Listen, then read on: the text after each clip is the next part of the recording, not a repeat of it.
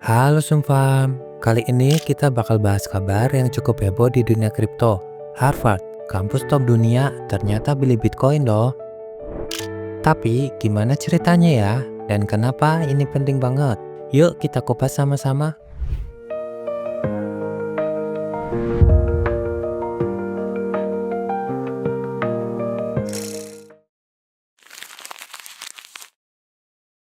Yang pertama, ini bukan rumor. Berdasarkan dokumen resmi dari SEC di kuartal kedua 2025, Harvard Management Company, pengelola dana endowment Harvard, beli 1,9 juta saham iShares Bitcoin Trust senilai lebih dari 116 juta dolar US.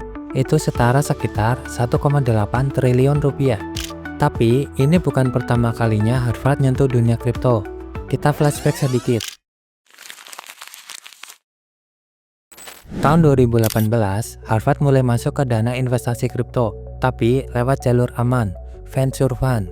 Tahun 2019 sampai 2021, beberapa sumber menyebut Harvard bahkan beli Bitcoin langsung lewat exchange seperti Coinbase, tapi ini dilakukan diam-diam. Dan 2025 ini, mereka terang-terangan masuk lewat ETF Bitcoin. Jadi, ini seperti debut resmi dari Harvard di pasar Bitcoin. Kenapa Harvard masuk Bitcoin? Ada beberapa alasan logis. Diversifikasi portofolio. Endowment Harvard punya lebih dari 50 miliar dolar. Bitcoin jadi salah satu aset yang punya korelasi rendah dengan saham dan obligasi. Hedge inflasi. Bitcoin punya supply terbatas, cuma 21 juta koin. Pertumbuhan industri blockchain. Blockchain diperkirakan bernilai triliunan dolar di masa depan. Tekanan kompetitif.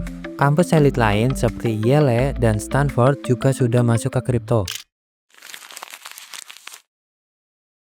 Langkah Harvard ini bisa jadi sinyal besar untuk pasar kripto. Itu karena meningkatkan legitimasi Bitcoin di mata investor institusi, memicu efek domino atau institusi lain juga bisa ikut masuk.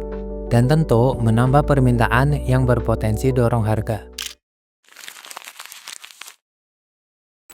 Dan ngomong-ngomong, ada satu fakta yang bikin bahasan ini makin seru. Tahun 2018, ekonom Harvard, Kenneth Rogoff, pernah bilang, I think Bitcoin will be worth a tiny fraction of what it is now if we're headed out 10 years from now. But I would see $100 as being a lot more likely than 100,000 10 years from now. Tapi sekarang, tahun 2025, Bitcoin diperdagangkan di atas 100 ribu dolar.